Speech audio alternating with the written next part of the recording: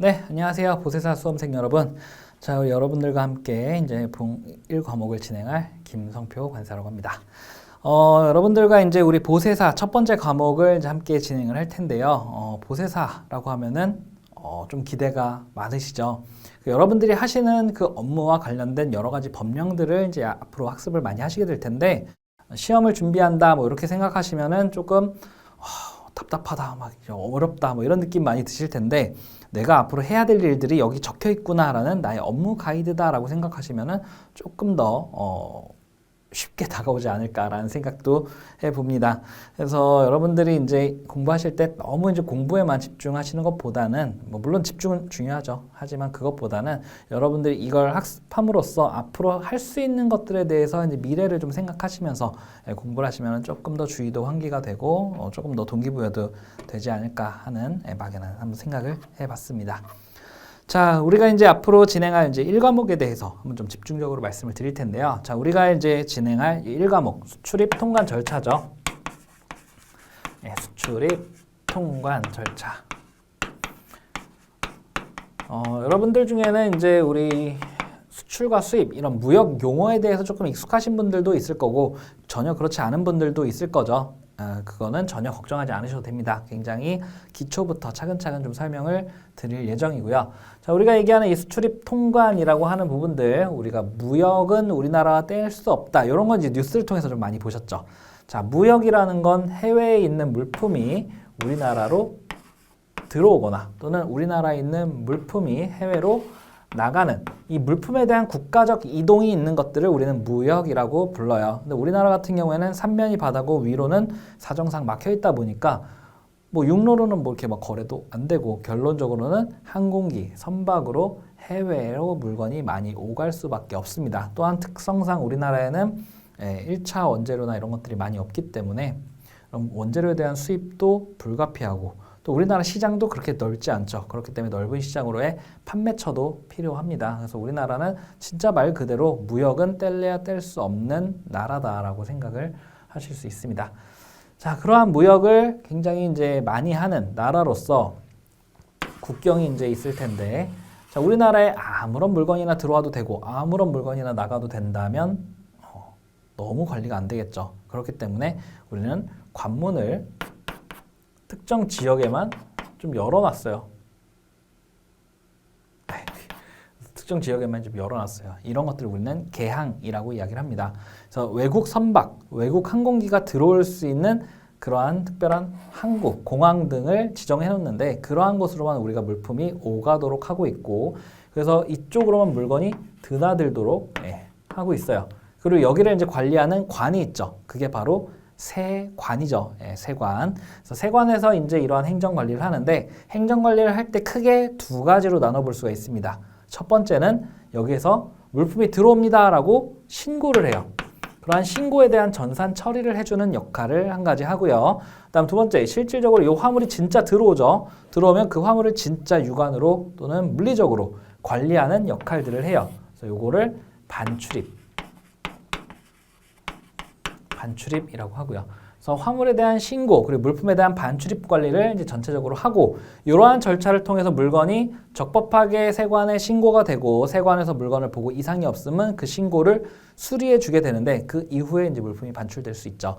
그래서 일련의 절차, 물품이 들어오고 수입을 신고하고 신고한 게 이상이 없어서 수리가 되고 그다음 여기에서 이상 없이 물건이 국내로 반출되어 오는 이런 일련의 과정들, 수출은 반대겠죠. 그래서 이러한 일련의 과정들을 우리는 수출입 통관 절차라고 이야기를 합니다. 그래서 통관은 관문을 통과한다라고 보시면 되겠어요.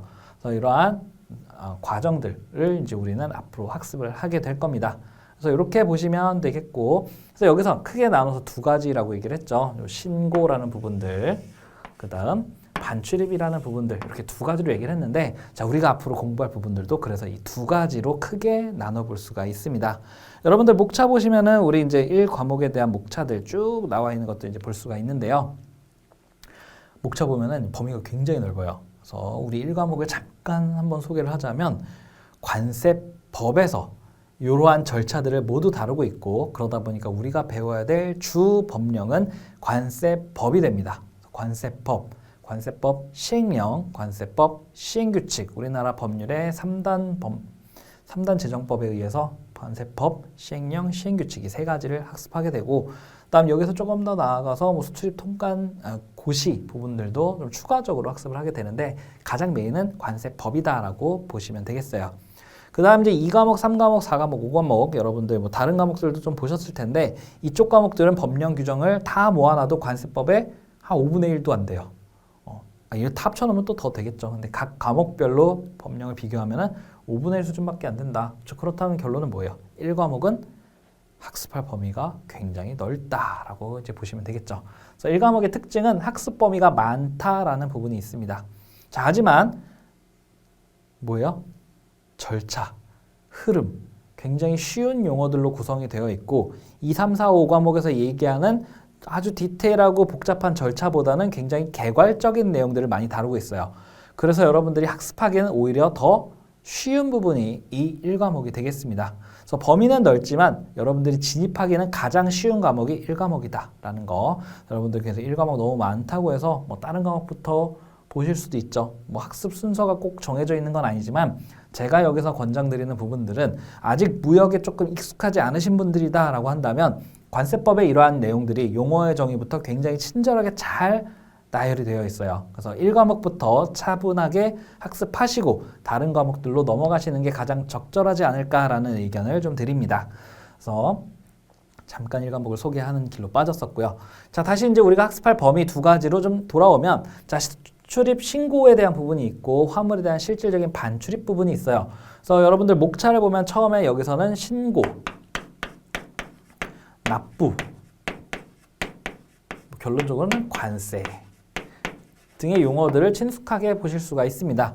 자, 우리가 수입 신고 막 이렇게 얘기를 했지만 결론적으로 우리가 신고한다는 건 적절한 물품, 우리나라에서 유통되지 않아야 되는 뭐 마약이나 뭐 총기류 뭐 이런 것들이 그냥 무분별하게 들어오지 않게끔 선별하는 이러한 일련의 절차들도 있지만 여기에 더해서 제대로 된 신고를 하고 여기에 해당하는 관세를 납부하도록 함으로써 조세 수입을 확보하는 것, 이게 이제 관세법의 하나의 목적이라고 볼 수 있습니다. 그래서 전반부에는 이 관세의 납부와 관련된 내용들이 굉장히 많이 나와요.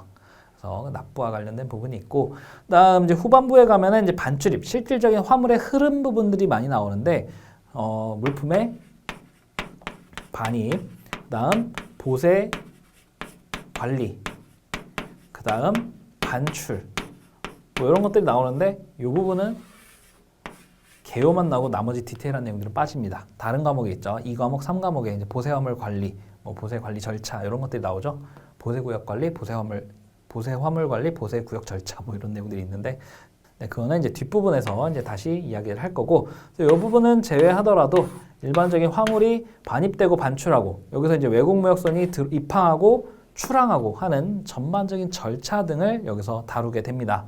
그래서 전반부에서 우리가 가져야 될 마음가짐 첫 번째, 암기할 게 많다. 네, 여기는 암기할 게 좀 많아요. 그렇지만 좀 쉽게 암기하는 방법들 같이 알려드릴게요. 자, 그다음 반출입 부분들, 여기서는 흐름이 나오다 보니까 그러한 물류의 흐름 부분들을 우리는 이해를 좀 많이 해줘야 돼요. 물론 암기도 이해를 기반으로 합니다. 이해하고 암기하는 것과 그냥 무작정 암기하는 건 다르죠. 하지만 일단 여기는 암기의 비중이 굉장히 높고 뒤에는 어떤 물류의 흐름 등을 이야기하는 것들이 많아서 기본적인 이해를 바탕으로 해요.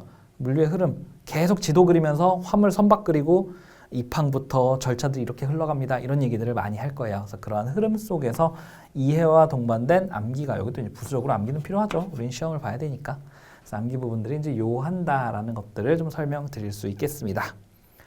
자, 그리고 이제 우리는 수험생이죠. 결론적으로 우리는 원하는 점수를 고득점을 하는 게 아니고 합격하는 게 목표가 되겠죠. 여러분들 이제 학습하실 때 우리가 이 부분들은 반드시 외워야 된다라고 하는 부분들 말씀드릴 거예요. 하지만 이 부분 굉장히 내용은 많은데 시험에 나올 수도 있고 안 나올 수도 있고 또는 안 나오는 해가 더 많고 하다면 이런 부분들은 좀 제가 이제 과감하게 제치는 것들도 좀 말씀을 드릴게요. 그래서 학습 범위가 굉장히 많다라는 말씀을 드렸지만 여러분들이 친숙하게 들어올 수 있는 여러 가지 쉬운 용어들로 이러한 납부, 그다음 물류 흐름들 이런 것들을 전반적인 이해를 할 수 있는 게 이제 1과목이니까 너무 두려워하실 필요 없이 접근하시면 되겠고, 제가 여러분들이 쉽게 접근하시고 그 많은 분량들을 좀 줄여나갈 수 있는 방안들을 앞으로 많이 말씀드릴 테니까 앞으로의 학습 내용에서 다시 한번 말씀드리도록 하겠습니다. 그 내용들은. 자, 그러면 1과목에 대한 소개는 여기까지 하도록 하고 우리 본격적인 수업 시간 때 뵙도록 하겠습니다.